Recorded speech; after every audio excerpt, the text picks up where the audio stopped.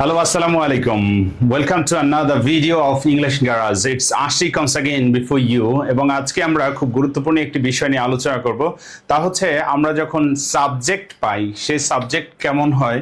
যেমন হয় I, we, you, he, she, they এবং it অথবা কারোর নাম। সো এই 9টা বা 10টা বা যতগুলো রয়েছে এগুলো যখন আমরা সাবজেক্ট হিসেবে পাই অথবা সাবজেক্ট হিসেবে যাই থাকুক, আমরা ইংরেজি বাক্য তৈরি করতে হলে সাবজেক্ট অবশ্যই দরকার। সেই সাবজেক্ট হিসেবে যাই থাকুক তার ভেতর থেকে আমি কিভাবে বের করব যে কোনটার সাথে এস হবে, কোনটার সাথে ইয়েস হবে এবং কোনটার সাথে আইএস হবে। খুব গুরুত্বপূর্ণ একটা বিষয়, কারণ আমরা যখন কথা বলতে যাই তখন হি ডু বলি, অথবা যখন কথা বলতে যাই তখন শি ডু বলি, অথবা ইট ডু বলি, অথবা ইট ওয়ার্ক বলি। সো এই জায়গাটিতে আসলে পরিবর্তন কোথায় হচ্ছে এবং কেন হচ্ছে সেটা যদি আমরা খুব সুন্দর করে জানি, তাহলে গ্রামাটিক্যাল সেন্সে যে আমাদের প্রবলেমগুলো হয়, অথবা আমি যখন লিখতে যাই, লিখতে গেলে যে সমস্যাগুলো হয় সেগুলো আমাদের আর সামনে হবে না ইনশাল্লাহ।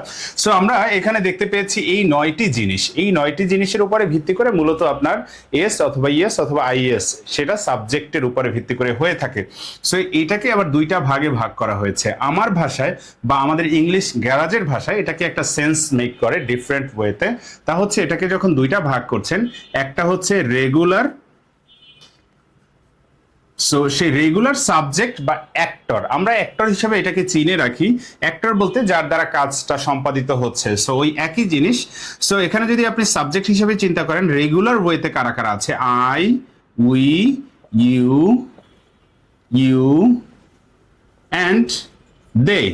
সো এইগুলো হচ্ছে রেগুলার হিসেবে আছে, এবং ইররেগুলার অথবা ভিআইপি হিসেবে কিছু জিনিস রয়েছে যাদেরকে আমরা ভিআইপি হিসেবে কনসিডার করছি আমাদের ইংলিশ গ্যারাজের ভাষায়। সেগুলো হচ্ছে হি, শি, ইট এবং কারোর নাম। সো এই চারটার ক্ষেত্রে এস অথবা ইয়েস হয়ে থাকে। সেটা কিন্তু বর্তমানের ক্ষেত্রে, চলমান কোনো কিছু না, ভবিষ্যতের কিছু না, অতীতের কোনো কিছু না। তাহলে এই চেঞ্জটুকু আপনি যে দেখতে পাচ্ছেন, এখন ভাই আপনার প্রশ্ন হচ্ছে, তাহলে আমি যখন এখানে ভিআইপি দেখবো কোথায় এস অথবা ইয়েস হবে? এস অথবা ইয়েস মূলত হবে আপনি যে অ্যাকশনটা পাচ্ছেন, যেই কাজটা আপনার দ্বারা করা হচ্ছে বা আপনি করছেন, সেটার শেষে একটা এস, ইয়েস অথবা আইএস যুক্ত হবে। কখন এস হবে, কখন ইয়েস হবে এবং কখন আইএস হবে সেটা আমাদের একটু পরেই দেখতে যাচ্ছি, কিন্তু আমাদের আগে বের করা উচিত আসলে কোন জায়গাটাতে পরিবর্তনটা হচ্ছে। যদি বলি আমি ইংরেজি শিখি, তাহলে হয় আই লার্ন ইংলিশ, তাই তো? সো আই লার্ন ইংলিশ বলতে গেলে এখানে আই যেহেতু পেয়েছি, এটাকে আমরা অ্যাক্টর হিসেবে ধরছি, এবং এই লার্নটার শেষে একটা এস অথবা ইয়েস আসবে যদি কিনা আমরা সেগুলো এখানে নিয়ে আসি, অথবা এগুলোকে এখানে বসায় তারপর বাক্যটা তৈরি করি। যদি বলি সে ইংরেজি শেখে, তাহলে হি লার্ন ইংলিশ না হয় হি লার্নস ইংলিশ হচ্ছে, তাই তো? সো এটা খুব কমন একটা জিনিস, কিন্তু সেটা বর্তমানের ক্ষেত্রে হয়ে থাকে। এবং এই বাক্যগুলো তৈরি করতে গেলে আপনার প্রায়শই দেখবেন যে আপনি সমস্যায় পড়ছেন। হি, শি, ইট এবং কারোর নাম, সেখানে গিয়ে যখন একজন হি লার্নস বলছে, শি লার্নস বলছে, তখন কিন্তু আপনার একটু ঝামেলা হয়ে থাকে। সো চলুন আমরা এখন আরেকটি জিনিস দেখি যে ভাইয়া এখানে আপনি এস বললেন, লার্নস হয়েছে, বাট ইএস আছে একটা, আইএস আছে একটা, এগুলো কখন যুক্ত হবে? তাহলে এগুলো কখন যুক্ত হবে সেটা আমাদের দেখা উচিত। চলেন, আপনি যখন একটা ওয়ার্ড দেখবেন, সেই ওয়ার্ডটা অ্যাকশন ওয়ার্ড অবভিয়াসলি, যেটার দ্বারা কোনো কাজ বোঝায়। যেমন ধরেন লার্ন, লার্ন মানে শেখা, শেখা জিনিসটা একটা কাজের ভেতরে পড়ে। তারপরে এই যে টিচ, শেখানো, এটাও একটা কাজের ভেতরে পড়ে। স্পিক, বলা, এটা একটা কাজের ভেতরে পড়ছে। কাজ কোন সেন্সে? আপনি যে ফিজিক্যালি ওখানে গিয়ে হেঁটে হেঁটে করছেন এমন না, সেটা আপনার মেন্টাল কোনো কাজ হইতে পারে, যে আপনি কোনো কিছু চিন্তা করছেন। এই যে চিন্তা করাটা, এটা একটা কাজ ইটসেলফ। সো আপনি এটা খুব সুন্দর করে জানেন। সো আমরা যখন হি, শি, ইট এবং কারোর নাম দেখছি, তখন এস হচ্ছে, ঠিক আছে, এই এস পার্সেন্টেজটা প্রায় 80-র উপরে, 80%-এরও বেশি সময় আপনার এস হয়ে থাকে, যেগুলোকে রেগুলার ওয়ার্ড ধরা হয়ে থাকে। এবং ইরেগুলার কিছু ব্যাপার রয়েছে যেগুলোর ক্ষেত্রে আপনার হয়তো 15% রয়েছে, যে এই 15% সময় সে হয়তো বা ইএস যুক্ত হয়। এবং এই ইএস যুক্ত হওয়া শব্দগুলো আসলে অনেক বেশি না, হয়তো 200-300 হয়ে থাকে, যেগুলোকে অ্যাকশন ওয়ার্ড অবশ্যই ধরছি। এরপরে বাকি 5% হয়তো আপনার হয়ে থাকে আই, ইএস। চলেন তাহলে ইএস কোথায় হয়? ইএস মূলত ওই জায়গাটাতে হয় যেখানে আমরা এই অ্যাকশন ওয়ার্ডগুলো যখন পাই, এবং এই অ্যাকশন ওয়ার্ডের শেষের যে অক্ষরটা রয়েছে সেটা ও হয়, সিএইচ হয়, SH হয়, S হয়, SS হয় এবং X হয়ে থাকে। যখন এগুলো থেকে থাকে তখন সেখানে গিয়ে ES যুক্ত হয়। সো যদি আমি আপনাকে বলি আমি যাই, তাহলে কি হয়? I go। তারপরে আমি খাই, I eat। বাট আমি যদি বলি I eat, আমি খাই, সে খায়, he EATS। দেখেন এখানে কিন্তু এরকম কোন একটা কিছু নাই, যেমন ও নাই, CH নাই, SH নাই, S নাই, SS নাই, X নাই। এই জন্য এখানে কি হয়েছে? শুধুমাত্র S যুক্ত হয়েছে। কিন্তু যদি বলেন সে যায়, হি গোজ হচ্ছে। কেন গোজ হচ্ছে? এই যে গো এর শেষের যে অক্ষরটা রয়েছে সেই অক্ষরটা ও হয়েছে। সো এই জন্য আমরা এই জিনিসটা যদি খুব সুন্দর করে মাথায় রাখতে পারি, then it's really easy for us to make sentences using the common factor as well as following the grammatical terms and conditions and rules as well.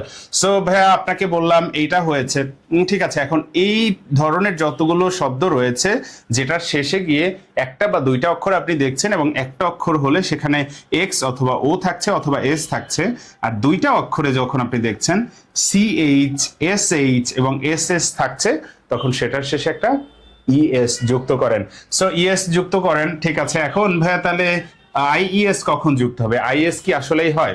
ISও হয়। দেখেন আমরা যখন একটা শব্দ পাচ্ছি, যেই শব্দটার শেষে গিয়ে কি হচ্ছে, আপনার হয়তো বা পাচ্ছেন ওয়াই।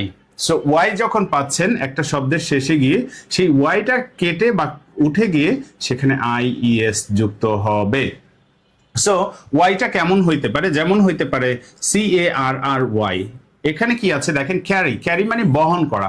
এখন আপনি যখন বহন করছেন সেটা ঠিক আছে, আমি বহন করি, আই ক্যারি, আমরা বহন করি, উই ক্যারি, তুমি বহন করো, ইউ ক্যারি, তোমরা বহন করো, ইউ ক্যারি, সে বহন করে, হি ক্যারিজ চলে আসছে। সো এখানে কিন্তু আপনি চাইলে এস যুক্ত করতে পারছেন না, তখন আপনার লিখতে হচ্ছে CARRIES। এটা হচ্ছে সঠিক বানান।